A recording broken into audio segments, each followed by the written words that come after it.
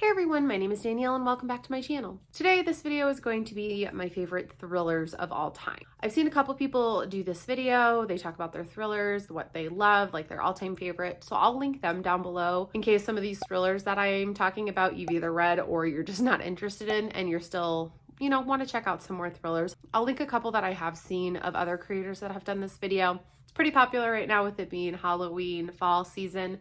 Everyone's talking about their favorite thrillers and horror, and I just really want to talk about some of the ones that I liked. So what I'm going to do is I'm going to talk about all the books that I did rate 5 stars, plus a couple other ones that I just want to mention because I've either loved most of the books from this author, maybe haven't given them 5 stars, or there's just something about the book that was so close to being 5 stars, but then something kind of kicked off and didn't let me get that 5-star feeling.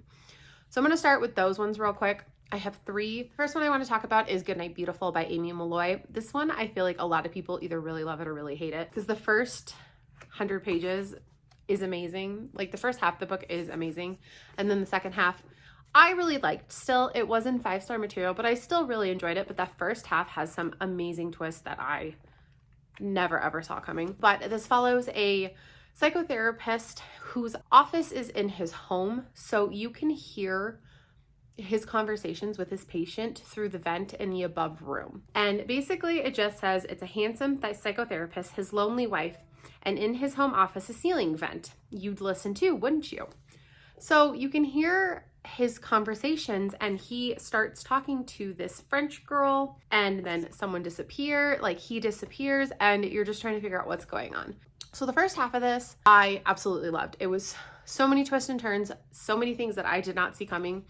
And then the second half was good and I liked it, but it didn't have that same feeling of the first half. It was almost like a different kind of book at that point, but I still really enjoyed this one. It just wasn't quite 5 stars, but I still wanted to mention it. That first half is just so good. And then I'm going to mention Wendy Walker. This one that I really liked from her is Don't Look For Me. I've also read Em in the Night and I really enjoyed that one as well. This one is just like that, to me, a quintessential missing wife. Did she run away or is she kidnapped? What happened to her?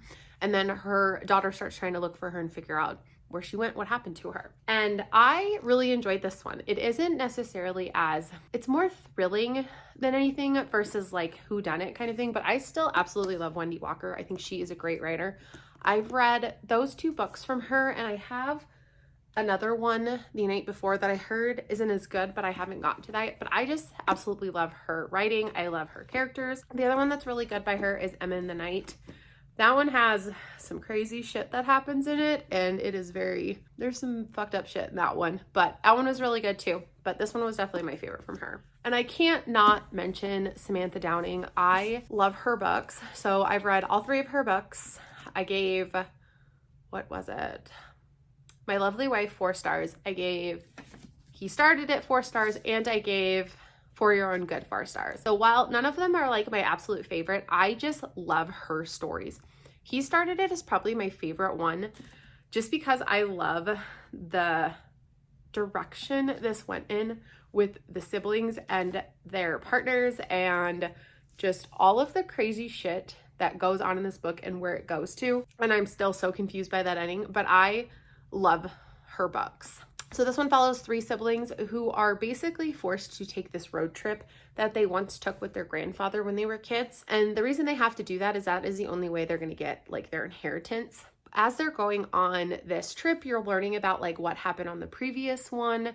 And it gets really creepy and dark. I love this cover. I love this cover. I think it's amazing. And I just love her books. And I want one to be 5 stars. I want something that'll hit that 5-star mark for me because I love her books. They go there. They're fucking weird. Yeah, so I want one of her books to be 5 stars, but one of them hasn't hit yet, but she's probably one of my favorite thriller authors.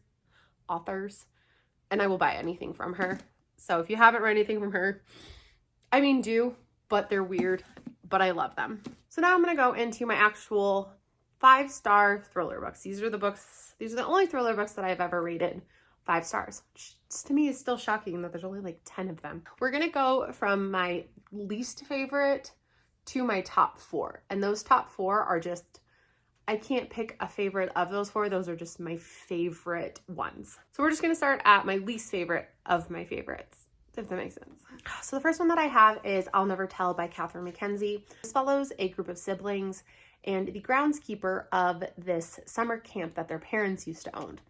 The parents pass away and they are kind of forced back to the summer camp for the reading of the will. And there is this situation that happened 12 years ago that you're kind of learning about that holds a lot of secrets. All of the family has secrets based on this. And you're learning what really happened 12 years ago. And there's this vote that's going to happen that's going to affect all of their lives. This one was just so twisty and turny. And I listened to the audiobook and I just absolutely loved the whole thing because it is a full cast. So you have all the different voices for all of the characters because you're getting, you know, all of the siblings' point of view as they're trying to convince each other of how they should vote on this thing and how they're trying to figure out what really happened 12 years ago with this one girl.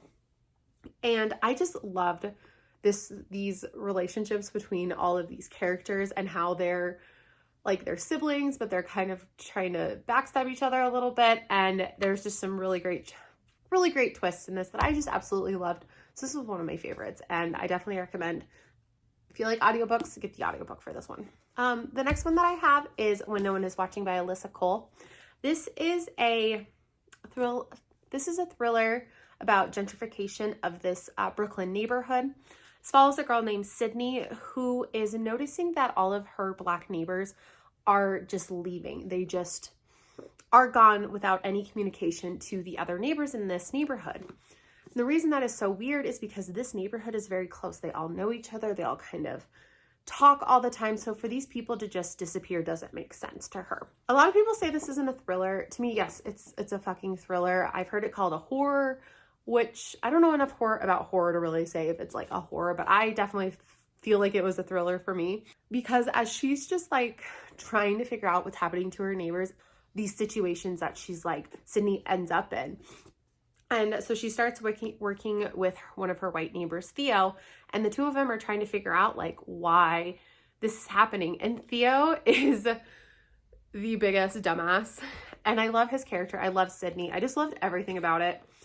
And the ending was great. I don't know why people don't think this is a thriller. I think it is so good. 5 stars. I loved it. I don't know why people don't like this, but I loved it. It's great. All right, the next one that I have is An Unwanted Guest by Sherry Lupina. So this follows a group of guests that are snowed in at this like inn in the mountains. And one of the guests dies and then the electricity turns off. They're all stuck with a murderer. They're trying to figure out who it is as they keep dying. This goes from the point of view of multiple characters. So you kind of get to see each of these characters trying to figure out the mystery themselves, trying to figure out what's going on, how to escape. And it's just so good. I love all of the characters and following them as they're trying to survive. I love survival. You'll see that again. Survival in the snow, in a locked place, in the wilderness. Like I love that trope of being stuck and like with a murderer and you don't know who it is, but you don't know how to get out and you can't get out. So I absolutely loved this one by her. Very snowy, atmospheric, in with a murderer. It was so good. The next one that I have is They Never Learn by Lane Fargo. This is a kind of dark academia thriller about this woman who is a professor at this college and she is a serial killer. She kills bad men on campus. And when her latest victim kind of takes a turn, she's kind of forced to hide and figure out how not to get caught. In this novel, you're also following a brand new student and her dealings with her roommate who has been sexually assaulted. The characters are so amazing in this, in their relationships. I will say that I preferred Scarlett, who is the professor's point of view, more than, I think her name is Carly. I preferred Scarlett's point of view more than I preferred Carly's in this, but they are just both so interesting. And there is a bisexual character in this, and so there is a female-female relationship. Just some of the commentary on school and what these men can get away with. But I just love the revenge plot going on through here. And one of the other professors at our school is trying to like figure out what's going on. It's just such an amazing thriller from the killer's point of view. I don't read a ton of those, and I usually end up not loving them very much when it's read from the killer's point of view. But I did really love reading her and her trying to get away with murder. The next one I have is not one I actually own, but that is The Kind Worth Killing by Peter Swanson. This is a kind of strangers on a train inspired book about these two people that meet in I think it's a airport bar. And the man is basically complaining about his cheating wife, and the woman convinces him that he should murder her and she can help him. And there is a lot more going on than just that one. This one had so many twists and turns I did not see coming. I actually only read this one, I think, last year. Absolutely loved it. That was the first book from Peter Swanson I ever read, and so I wanted to pick up like every single book from him because the twists in there are so good, and just I did not see any of them coming. That's probably my favorite by him, but my close second is 8 Perfect Murders. I know a lot of people didn't like this one, but I just loved this one. This is about a bookseller who wrote a list years ago about the 8 perfect best murders in literature. And now someone is taking that list and using it as an inspiration to murder people. I just really, really liked it. I think what I love that gimmick of like a list kind of thing, or using books as inspiration, or using someone's book as inspiration to do something. So I just loved this character, this story. Still a little confused on the ending too, but yeah. So I think I gave that one 4, but that one's definitely a close second for him because I loved that one too. The next one that I absolutely loved, I listened to the audiobook again on this one, is the one by John Mars. This is a great audiobook because it has a full cast again. This follows a bunch of different characters who are in this world where you can take this test and they will match you with your perfect person based on your DNA. It just follows all of these different characters in dealing with that situation. One of them being a serial killer who is matched with a cop. That was definitely an interesting storyline. There's one where it is 2 men are matched together, but both of them are like, we're not gay. And this just was like the height of drama for me, especially listening to the audiobook. It's so good because you get all of these different point of views. It is very over the top, I think, but I really enjoyed that about this. The chapters are short. You go through it really, really quickly. And like a chapter will end on a cliffhanger, and then you have to wait to get to like that character's point of view again. But like every chapter feels like that. Absolutely love this one. I've not seen the show, but it sounds way different than the book. So I haven't watched that one, but it's great. It's great. It's such a fun, fast-paced read. So it's good. All right. So my last 4 are my favorites. These are books that I don't know if I could just pick my favorite book from it. So I'm going to start with the more dark academia one. I still think this is considered a thriller, even though I don't know if it necessarily is, but to me, that's what I saw it as. That's If We Were Villains by Emil Rio. Yes, I like this one more than The Secret History by Donna Tartt. I didn't really like The Secret History. I liked this one. So follows a man named Oliver as he is getting out of jail. The cop that basically put him away is going back to him after all of these years because he's retiring, and he wants to know the truth. He knows that what happened those years ago, I want to say it was like 10. Okay, it was 10 years ago. He knows that it isn't the whole truth. So he basically just asks Oliver, nothing can happen now. I'm retired. I'm not going to be able to change anything. I just want to know what really happened. So Oliver explains what happened 10 years ago with his, I think it's like 6 or 7 friends, 7 friends at this like prestigious Shakespeare college, and one of them dies. And so he explains what really happened. I loved this one because of all the characters. There is ridiculous relationships.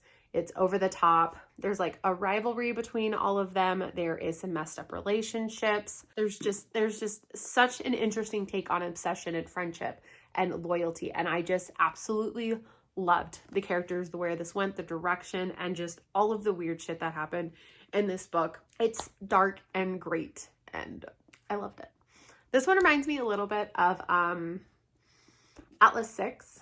If you liked If We Were Villains, try Atlas 6 because it definitely gave me those vibes. Of these three, I don't even know where to go next because, again, all three of them are great. But we're going to go with this one because this is my favorite by this author. So that is The Death of Mrs. Westway by Ruth Ware. I love this one. This one is my favorite Ruth Ware. This follows a woman who is a psychic, and she gets a letter saying that she has this big inheritance from this woman, Mrs. Westway. But she is not that woman. She is not the granddaughter of Mrs. Westaway, but they just happen to have the same name. She is in dire need of money, so she decides she's going to pretend to be this daughter, get a little bit of money, and get out. Things are a lot more complicated than that. It goes bad really, really quickly. She goes to this like creepy mansion. All of the other people are pissed that she's there, and you just learn some crazy secrets about her and the family and the shit going on. The house is creepy. It's super atmospheric. And there's so many good characters, so many good twists. Love this one. Definitely my favorite by Ruth Ware. These ones are on here mostly. Well, okay, we'll start with this one. No Exit by Taylor Adams. I feel like this is the quintessential thriller novel. Everyone loves it. Everyone talks about it. If you don't know what it is, it's about a woman who gets stuck in a truck stop. She's snowed in with a bunch of people, and then she finds a little girl in the back of one of the trucks in a cage, and she has to figure out who it is and survive. And I feel like most people love this. It is definitely more thriller than mystery, but it has everything I like when it comes to snowed in, kept in, isolated. She's trying to survive and outsmart a killer. And I just love this. It's great. It's so fast paced. Like, I think I read it in one sitting. It just keeps you on the edge of your seat. You just want to figure out what the fuck is going on and how she's going to survive this. Yeah, I don't know who. Most people seem to love this. I haven't read his new one, though I heard it's not very good. But yeah, this one is great. It's one of the first thrillers I ever read. I hadn't really been into thrillers or reading them. I was more of just sci-fi fantasy. But this is one of the first ones I read. That might be why I absolutely love it, but I'm chasing this feeling of that, trying to survive bad situations. That's what I'm looking for in thrillers right now. And then my other one is Riley Sager. My favorite from him is Lock Every Door. So this follows a apartment sitter that is paid a ridiculous amount of money to live in this apartment, in this very fancy apartment building. And there's just some weird rules where she is not allowed to have anyone over. She has to make sure she stays the night in the apartment. She's not allowed to talk to any of the other residents, anyone else that's apartment sitting. Of course, she doesn't do that. So she learns some secrets about the building, what's really going on, and one of the other apartment sitters disappears, and so she's trying to figure out what happened. I absolutely love this one. This is my favorite by him. It is creepy. I love the creepy apartment house vibes. That's what I really liked about this one, and that's what I really liked about this one is there's a creepy house involved. And that's what I love about this one is it's this weird, like almost gothic-y apartment building. All of the residents in there are very standoffish, and no one seems to care when this apartment sitter goes missing besides her. And so she's just like trying to figure out what the fuck happened. Absolutely love this one. This one is my favorite by Riley Sager. It isn't the one that got me into thrillers. That's one reason that I love Final Girls. I know a lot of people don't like Final Girls. That was the first thriller I ever read, really. And it's what got me into the genre. So I have a soft spot for Final Girls. I love that one. But I would say my favorite from him is definitely Lock Every Door. And then Home Before Dark is really good as well. So yeah, this is my favorite. Well, these four are my favorite thrillers of basically all time. But I absolutely love the rest of them as well. Okay, so there you have it. Those are my favorite thrillers of basically all time. I'm always looking for more thriller recommendations. So if there's any thrillers that you absolutely love, please let me know because I am in desperate need of more thrillers. I have some on my TBR up there, but I can always use some good thriller recommendations. Thriller, mystery, whatever. I just always need more. that is it for this video. Thank you guys so much for watching, and I will see you next time.